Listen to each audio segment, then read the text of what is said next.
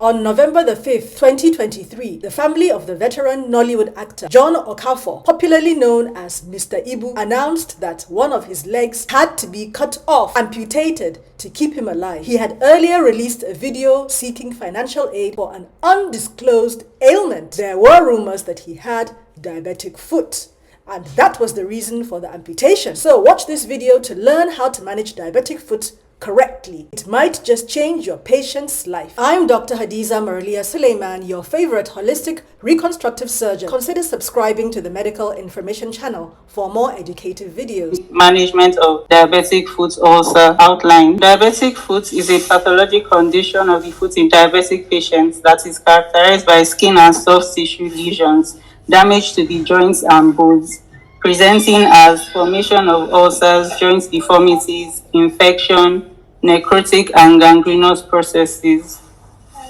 Foot ulcers are the most common complication of diabetes, most common cause of non-traumatic lower limb amputation, and approximately 80% of diabetes-related lower extremity amputations are preceded by foot ulcers. Diabetic foot can arise from poorly controlled diabetes and can either be neuropathic or ischemic. Neuropathic, this is due to peripheral polyneuropathy, and this can be somatic and autonomic. There are somatic and autonomic changes.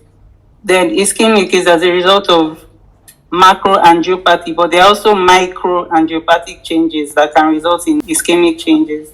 Image just shows the pathway of how the ulcer is formed if it is of neuropathic cause. So there is loss of pain sensation, and due to that, when a patient with diabetes is walking, maybe walking barefoot, or they have an injury to the foot, they will not be able to notice due to the loss of pain.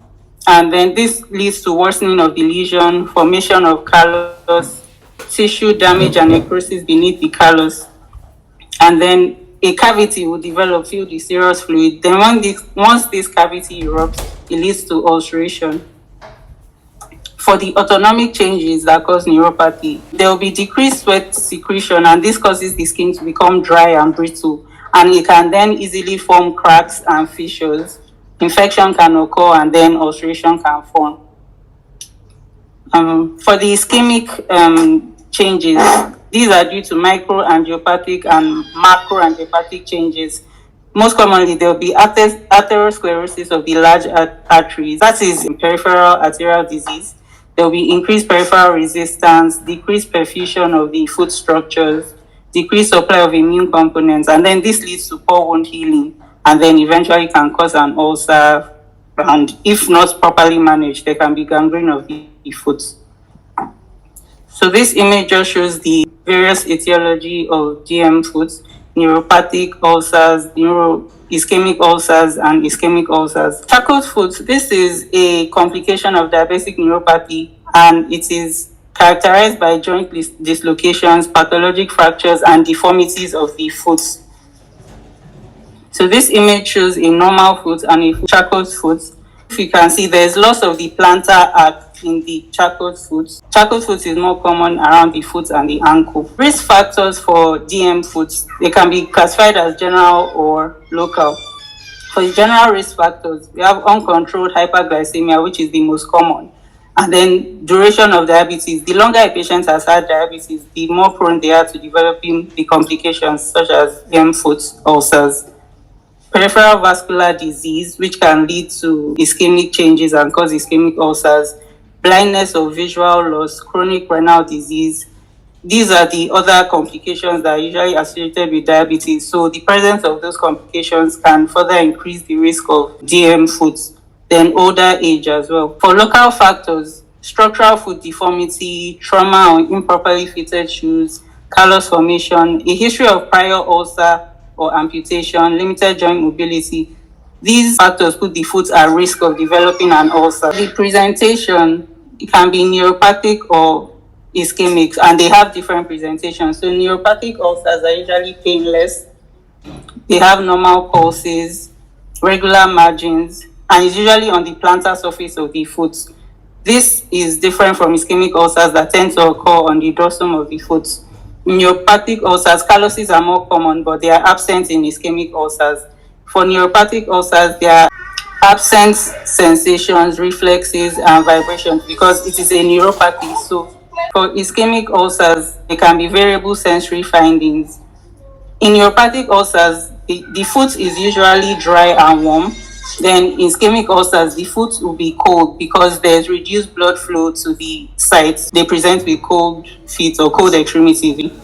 Neuropathic ulcers are associated with bony deformities and it can be red or hyperemic in appearance, as opposed to ischemic ulcers, the foot will appear pale and cyanotic due to the reduced blood supply. Management of foot ulcers can manage it starting from the history, the examinations, the investigations, and then the treatment.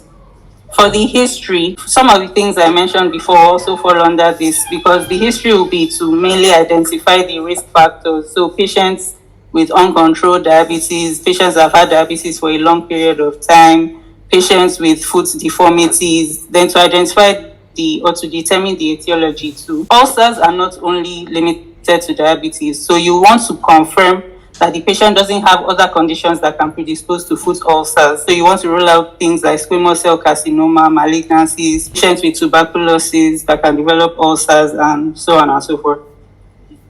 On the examination, there will be general examination of the patient and then specific examination of the foot. For examination of the foot, the inspection, you want to check for hyperpigmentation, hair loss, blisters, calluses, because if you identify a callus, it more likely points to a neuropathic cause, but this is not specific, but it can help you streamline your diagnosis. Cracks or fissures, limb deformities, and location of the ulcer. As previously mentioned, neuropathic ulcers tend to occur on the plantar surface, while ischemic ulcers tend to occur on the dorsum. So this can give you an idea of the type of ulcer. And on palpation, you want to feel for differential warmth. Neuropathic ulcers, the foot is usually dry and warm, while in ischemic ulcers, the foot will be cold. The pulses, you palpate for the peripheral pulses, the dorsalis pedis, the posterior tibial pulse to assess if there's still some blood supply coming to that foot. So usually the pulses are used in ischemic ulcers. And sensations, you want to assess for fine touch, pain, proprioception, vibration sense, because this can be greatly diminished in neuropathic ulcers, and also the reflexes, such as the ankle reflex. The grading of ulcers, the most common system of classifying DM foot ulcers is the Wagner's classification. Grade 0, where there is no ulcer or foot at risk. Grade 1, superficial ulcer, limited to the skin usually. Grade 2, deep ulcer affecting the tendon or joint capsule. And grade 3, deep ulcer with abscess formation or osteomyelitis. Grade 4, there will be gangrene of the toes or forefoot. And grade 5 is usually gangrene of the entire foot. This slide just shows different images of the different stages of diabetic foot ulcers from grade 0 to grade 5. Investigations. Wound biopsy for microscopic culture and sensitivity will be important in patients like this because you want to identify any organism. It helps influence the choice of antibiotics. And then histology to rule out conditions such as squamous cell carcinoma to ensure that it is not a malignant ulcer. An X-ray of the foot to identify soft tissue, bony involvement, charcot joints, which usually has bony involvement, and then it can reveal limb deformities as well. A Doppler ultrasound to assess the blood flow to the limb. An ankle brachial index. This is important in ischemic ulcers more especially because the ankle brachial index would be greatly reduced. Random blood glucose. Patients with uncontrolled diabetes have higher blood glucose. So hyperglycemia can point to poorly controlled diabetes. A full blood count to rule out infection. The treatment involves different means. So there's the surgical means, the pharmacologic and lifestyle modifications, and all these come into play and are important in management of foot ulcers. The debridement, this is the cornerstone of management of ulcers. Sharp debridement of the non-viable soft tissue and bone as deeply and proximally until healthy bleeding soft tissue is encountered. And the main aim of debridement is to convert a chronic ulcer to an acute healing wound. After debridement, apply a moist sodium chloride dressing or gel or hydroactive paste. And optimal wound coverage requires wet to damp dressings. and this supports autolytic debridement of the dead tissue or the non-viable tissue. It also helps to absorb exudate and protects the surrounding healthy skin. Negative pressure should be considered as an aid to healing post-operative wounds. Antibiotic therapy with or without surgical intervention if osteomyelitis or soft tissue infection is present. Then amputation can be indicated as a last result after assessing the wound. If the wound is already showing signs of gangrene or infection, amputation can be indicated to prevent the spread of infection or removal of a portion of the foot that frequently ulcerates. Pharmacologic interventions will involve use of oral hypoglycemic agents and insulin where indicated to ensure optimal glycemic control. Because for an ulcer, if the glycemic control remains suboptimal, the patient is more prone to more ulcers and also poor healing of the already present ulcer. Antibiotics are also indicated to control infection. Lifestyle modifications. This is very important for patients with diabetes because apart from using the medications to control their symptoms, they also need to make some lifestyle changes that can help control the dietary changes, avoid smoking or alcohol intake, pressure offloading, which I'll explain in the next slides, and regular clinic visits for regular foot inspection to assess the foot at risk and prevent development of new ulcers. Then foot care. Patients need to be educated on proper foot care. They should avoid walking barefoot, keep the foot dry, avoid tight-fitting shoes, and they should also be counseled to avoid maybe cutting their nails by themselves, which can cause injuries, micro-injuries that they are not aware of and can put them at risk of developing ulcers. Pressure offloading. This refers to minimizing or removing weight placed on the foot to help prevent and heal ulcers, especially in those with foot at risk. So it involves the use of special shoes, crutches, total contact casting. Basically, because ulcers tend to develop in the pressure areas of the foot, the aim of pressure offloading is to remove the pressure on those areas and reduce the risk of developing the ulcers. So in this image, it shows different means of pressure offloading.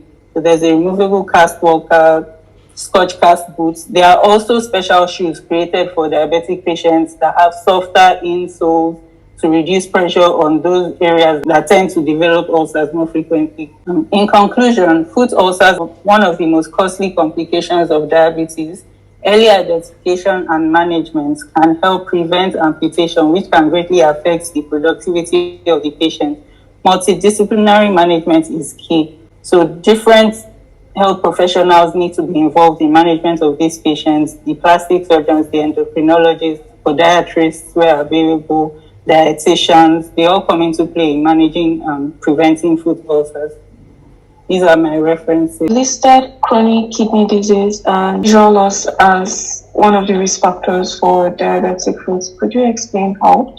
How chronic kidney disease and visual loss can put a patient at risk of foot ulcers. Because diabetes is a multi-systemic disease, and those complications such as diabetic nephropathy, which predisposes to the kidney disease, and then visual loss occurs from retinopathy. These complications are as a result of the vascular changes that occur in diabetes. And vascular changes are also implicated in foot ulcers. They are angiopathic changes. So when a patient presents with nephropathy and retinopathy, it is important to note that there's increased risk of diabetic foot because of the angiopathy that is occurring or the vascular changes occurring. In addition, that visual loss, remember that you mentioned peripheral neuropathy, that they will not be able to, they will not feel. So they're supposed to even use their eyes to protect as part of the prevention, they're supposed to be inspecting their foot for any cuts so that it will not become infected before, so that they can pick it up early. For other complications, we have things like carbuncles, furuncles, and acanthosis nigricans, which are skin joint HbA1c. That would show anything greater than 6.5% would be considered that yes, this patient has poorly controlled diabetes. So the HbA1c gives us a picture of the control over a longer duration of prevention as well. there's what they call monofilament testing that should be done annually for the foot. You didn't elaborate on the methods of prevention. I would have loved to see wearing appropriate shoe size and polish. They don't occur mutually exclusive. They can occur together. That's why you have the neuroischemic phenomenon, when the patient will already develop the ulcer as a result of poorly managed diabetes from diabetic neuropathy. But they can also have concomitant peripheral vascular disease, which will further worsen the ulcer. So what it will do is that it's not necessarily causing the ulcer, but further adding to the poor wound healing, like you mentioned. So when you are evaluating those patients, that's why it's important you take a thorough history, so that you can identify all those factors too that may affect your wound healing. Usually patients with diabetic foot have a very high risk of recurrence, almost 100% after 3 years. This is why prevention and follow-up is very, very important. For patients that may be indicated, you may need to do some prophylactic surgeries for them. You mentioned Charcot arthropathy, where the patients have foot deformities that further put stress or pressure over the skin on that as a result of deformity of the bones. So you may want to do prophylactic surgeries for those patients. Patients that may have ankle equinox, you want to do some lengthening, some tendon lengthening, some Achilles tendon lengthening surgeries may be indicated in those patients. And then also you want to educate the patients so that even though they come and then you dealt with it the first time, you want to ensure that you want to educate them adequately, so that if there's any wound or if there's anything they have, they present early to the hospital so that these wounds can be taken care of to prevent it. But you have to take a full history. So you have to mention those things. You want to check the mechanism of injury, because sometimes they may have a trivial puncture wound, bullet or whatever. You want to get the history, the duration of the wound. If it's an acute or chronic wound, the care that they've done prior to presentation. Then if they've had prior foot ulcers too, that also tells you. Then if they've had maybe history of smoking, claudication, that will also identify those peripheral vascular disease which may occur in conjunction with the poorly managed diabetes. Then for surgical treatments, you mentioned surgical, pharmacological. I think it would have been better if you maybe had general and then specific. For the general principles of your management, that's where you talk about your wound care, from your history and your examination. You talk about your elevation, you talk about your debridement, prophylactic antibiotic or therapeutic antibiotic use, your dressing agent. To talk more specifically, maybe when the wound is free of infection, which reminds me, you also have to identify in your history signs of infection, and then also in your history and examination, in addition to what you mentioned, so you can treat appropriately. Once the wound is free of infection and the wound bed is clean, you now talk about your definitive treatment or your specific treatment. That's where in plastic surgery, which way you now mentioned for patients that have good granulation tissue, then the skin grafts. Also, there are also some flap options that can be used. You didn't really mention much about local experiences. We see diabetic foot almost at least 1 in 2-3 days. We get consults from medical people. Towards the end, you also mentioned that the multidisciplinary management requiring both the plastic surgeon, the podiatrist, the dietitian, the physicians, endocrinologists, and so on, nursing care. Your pathophysiology. The hyperglycemia, there's some things that hyperglycemia can cause. That peripheral neuropathy, as you talked about the sensation, the motor function. What will happen is that the intrinsic muscles of the foot, there'll be atrophy of it. So you see that most of the extrinsic tendons are the ones that overact, so they'll have some foot deformity, including the Charcot that you mentioned. That one also would make them predisposed to injury, to trauma. Then also trauma itself is also a risk factor, because sometimes you see in some texts, you see that it's a triad of neuropathy, foot deformity, and minor trauma. It's also something that whenever you discuss the pathophysiology in diabetic foot, you should mention. One of the reasons why they have all this is that there's also prolonged inflammation. Why do they have prolonged inflammation? When there's excessive glucose, the amount of glucose that the body will be able to handle, polio pathway, that the excess glucose will enter. Normally, if there's normal amount of glucose, it wouldn't tilt into that pathway. What happens in that pathway is that the excess glucose will enter the pathway where it is converted to sorbitol and then subsequently to fructose. Now, the thing about sorbitol is that it can bind to some proteins, some free amino acids in some proteins like collagen, and form what we call them glycated end products. So those advanced glycated end products and some other things that happen in between.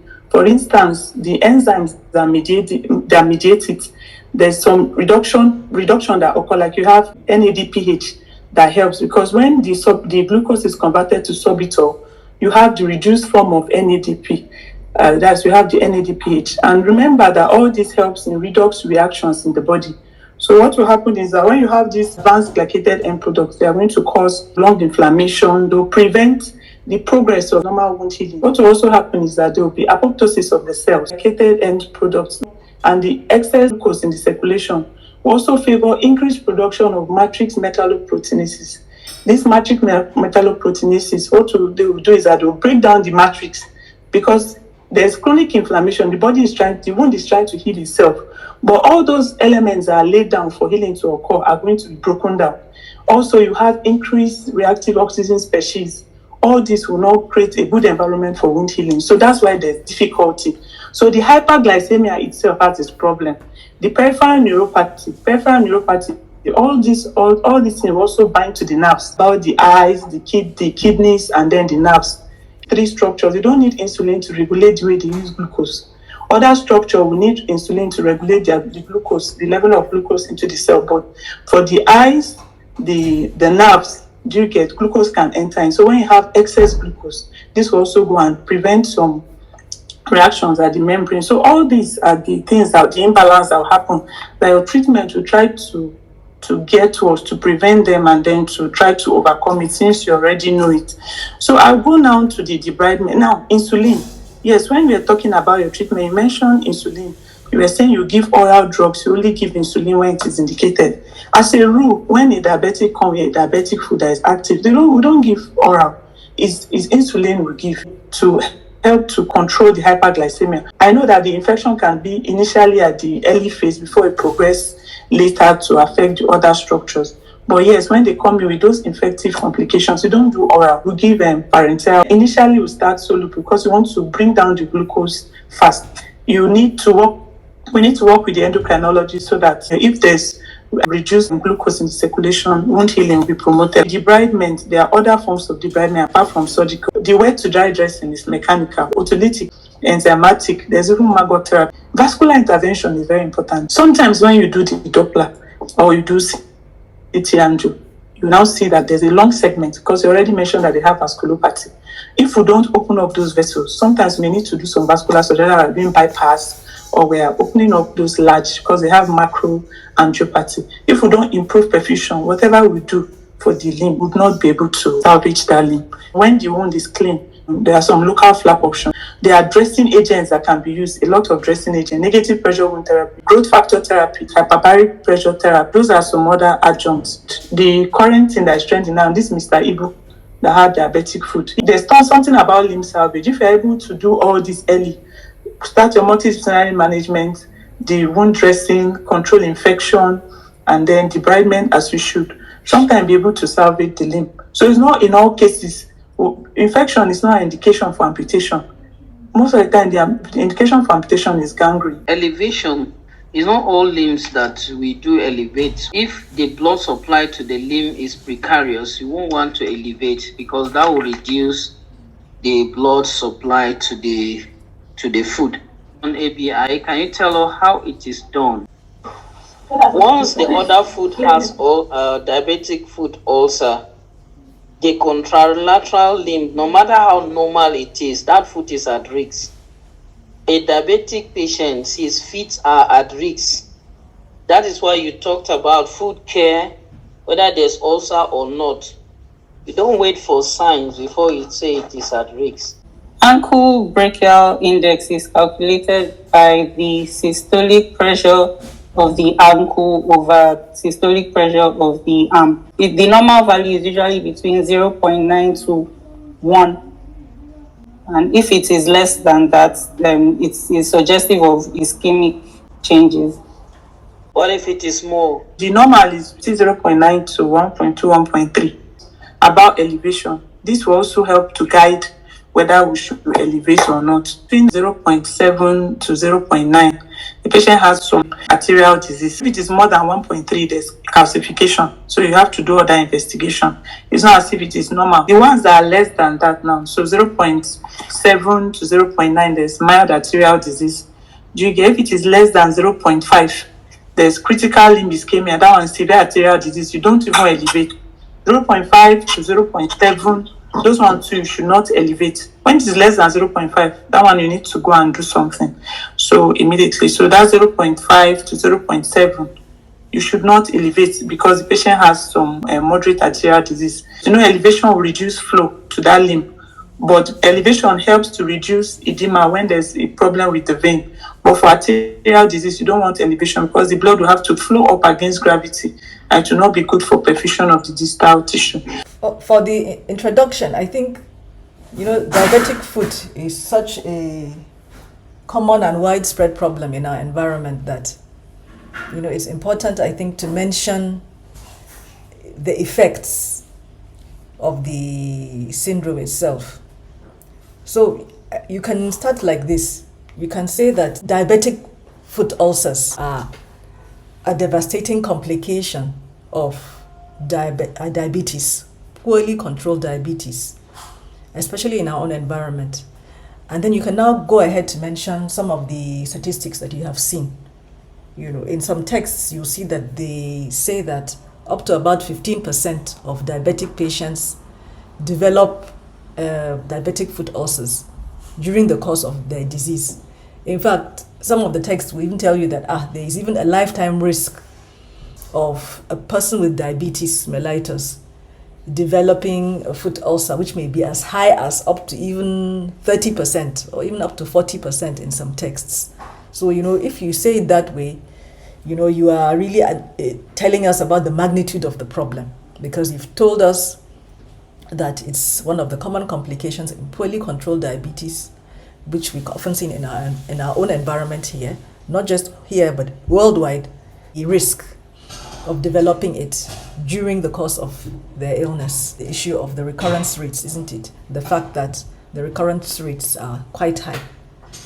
And then you talk about the fact that the quality of life of the patient with diabetes who has diabetic foot ulcer, is going to be greatly impacted when a patient develops diabetic foot ulcer. And in addition, we know that the morbidity, because of the still in line with the quality of life, the morbidity and the mortality of that diabetic patient will now further increase, isn't it, if a patient develops a complication of poorly controlled diabetes. You can add that to your introduction, the etiopathogenesis, risk factors. Now, before you go to the management, which will now include your history, physical examination, investigations, and then the actual treatment itself, which may be medical or surgical, you need to talk about the principles of how you manage the patients. What are the main aims of managing a diabetic foot ulcer patient? Can you just mention some of them, Dr.? Preserve the foot as much as possible, prevent infection and amputation, isn't it? Amputation. To improve the function, isn't it? And the quality of life. We talked about improve quality of life. It can reduce the quality of life of a patient, and then also to reduce the cost, isn't it, to the patient, yes, or ma'am, to the health insurance scheme, depending on where that patient is being managed. The cost is either going to be to the health insurance scheme or to the patient itself, isn't it? So we want to make sure that we address those main issues. Some of the other aims that we can talk about, we talked about offloading, we talked about the debridement, isn't it? We talked about making sure that you have good blood glucose control, using adequate medication, adequate dressings, isn't it? Then also addressing all those risk factors that predispose the patient to developing diabetic foot ulcers. And then, of course, the classification. That was also omitted from your outline. The classification should also be separate. So after your etiopathogenesis, you can talk about the etiopathogenesis, the risk factors. You can now go to the classification of diabetic foot ulcers. And then you show that slide, that illustration, that pictorial that you had of the various classifications of the ulcer. And then, of course, you now go to your management. Of course, your management, you go to town about the history, the physical examination findings, and then, of course, the investigations, and then the treatment. And then remember that that place is quite wide. So you mentioned some important salient things. You talk about, of course, some things like the testing of vibration sense, testing for pain, testing for the ankle brachial index. You talked extensively about that already. Investigation hemoglobin A1C levels. So why do we aim to measure the hemoglobin A1C levels of patients with diabetic foot ulcers? Hemoglobin A1C it gives a retrospective view of the glycemic control over the past 3 months. So you can tell if the patient's glucose has been controlled long term. Yeah, then what else again? What is one of the main things that we're trying to prevent by measuring our hemoglobin A1C, apart from, yes, follow up, trying to see the trend in the blood glucose level? What else again? Bearing in mind it's a chronic thing. It's a chronic condition. One of the main aims is to reduce the patient's risks of developing those microvascular disease, isn't it? Because we know that once the patient has microvascular disease, then we know that all those complications that we've been talking about, the chronic kidney disease, the microangiopathies that will lead to multiple organ dysfunction will now arise. So that's one of our main aims of making sure that we follow up with the hemoglobin A1C levels. What do we check for protective sensation? Because we know that protective sensation is one of the main things that we need to teach to the patient. But when a patient comes to us, we need to check for protective sensation. What do we commonly use if we want to rule out, want to check whether the patient still has protective sensation in his foot? The monofilament itself is called the Semmes-Weinstein monofilament, the 10G Semmes-Weinstein monofilament. And so it's commonly used over the sole of the foot to check if the patient has protective sensation at various points over the heads of the metatarsals around the big toe. As part of your management, you mentioned at the end that yes, in your conclusion that yes, multidisciplinary team is important in the management of diabetic foot ulcer patients, but you should mention it before then. Management of diabetic foot ulcers is multidisciplinary. Patient can present to various healthcare providers. The diabetic foot ulcer patient can present to the primary healthcare physician, isn't it? The primary healthcare center. He can present to a nurse. He can present to the GOPD. He can present to the endocrinologist. He can to us. He can present to the podiatrist, specifically that attend to foot problems. So they can present to an array of health workers. Thus the need for us to involve different health workers in the management of such patients. We also need the microbiologists, isn't it? For prevention of infection, for treating of infection, we need their help. We need the help of the radiologists to adequately diagnose any other complication that we might have following the diabetic foot ulcer. For example, some diabetic foot ulcer patients, as you have mentioned, they can develop Charcot's joints, they can develop osteomyelitis. They may come with other foot conditions, as has been mentioned during the discussion, as you mentioned. So we need the input of various a wide array of health professionals to help in the care of the patient. We also know that in some climes they even have like tissue viability specialists that go regularly to swab, and check the viability of the tissue in diabetic foot ulcer patients. The wound care, other specialists as well, depending on the coexisting medical conditions they have or the complications that they have. So in the treatment, maggot therapy is a form of debridement. The larva of green bowfly is used and is placed on devitalized tissue. So it eats up the dead tissue and put on the wound and then covered for about 3 days. It should be used in wounds that are not communicating with any cavity in the body. Once the patient starts getting used to the movement, it's not really uncomfortable, so to speak, just that it's a bit strange. But once the patient gets used to it, they can tolerate the maggots in the wound itself. So the microbiologists can help us, Lucilia Sarikata. Then for the prevention, we have diabetic patients in our environment. and we're able to prevent them from developing diabetic foot ulcers, then a great number of our patient load will be reduced, because, I mean, most of our patients come in which stage? I think it's at least grade 3, when there's already infection. Yes. Grade 3, yes. Yes, I mean, we know that with the worse the grade, the higher the grade, the worse the prognosis, isn't it? So so that's why screening and prevention of foot ulceration is very important. So we need to always counsel our patients whenever they're going home, following their treatment at the hospital, whether it's medical or whether it's surgical, and tell them that, look, they have 1, 2, 3, 4, 5, 6 risk factors, and so they should always be very careful. We know that even calluses, isn't it? Even something as straightforward as a callus is a risk factor for developing diabetic foot ulcer. So you should make sure that you counsel them effectively before they go home.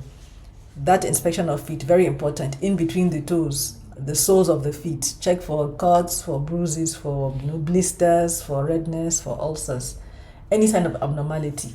And then they should also make sure that they don't walk barefoot. They should walk with socks. Even if it's within the house, they should wear socks. And then they should wear soft insoles in their feet. Sometimes you can have special shoes designed for diabetic foot ulcer patients. And then they should avoid foot soaking, because it can cause maceration and worsening of the diabetic foot ulcer as well. They have these kinds of shoes. They call half shoes. Their endocrinology, they have a grant. They give them those special shoes. Oh, that's good. I think, yes, they even make all those offloading shoes that will create holes. So the prosthetics unit, P&O unit, makes it, and you come and see the wound and measure the leg, and then you do that. Complication slide was completely missing. Okay. Complications of diabetic foot ulcers. You can have abscesses, you can have cellulitis, isn't it? You can have osteomyelitis, you can even have gangrene that can lead to amputations. Then you can also have necrotizing fasciitis, isn't it, as a complication of your diabetic foot ulcer, which we also see commonly here. So I think it's important to mention that it's part of your complications. We talked about prevention. You can talk about future trends. They might mention other things like whirlpool therapy, hyperbaric oxygen chambers, but you don't want to expose the patient to too much prolonged fluid, because it can cause maceration and even worsen the foot condition. So what is diabetic foot syndrome? Diabetic foot syndrome is you can just say that it's one of the most serious complications of diabetes mellitus. And usually you have like infection, you have ulceration, and you have destruction of a varying amount of tissues. There's also associated usually diabetic neuropathy and also peripheral arterial disease. And then commonly you can still see your articular changes, your bony changes, as well as skin changes, and as I mentioned before, varying level of soft tissue damage. And it can present either as an acute form of presentation, or it can present as a chronic attack on the foot. And then of course we know that you have varying presentations, and varying anatomical levels may be affected, as has been seen in the Wagner classification, and that foot is at risk of amputation or even death in the patients. So it's not really one specific definition per se, but you just encompass all the various constellation of symptoms and signs that you see. In that, if somebody tells you to explain it, you just can explain it like that. Protective sensation, pain, proprioception, vibration sense, all those things.